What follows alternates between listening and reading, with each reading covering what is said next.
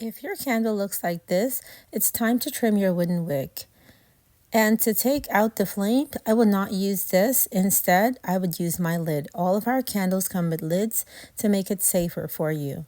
And it will keep the smoke inside so it does not trigger your smoke alarm.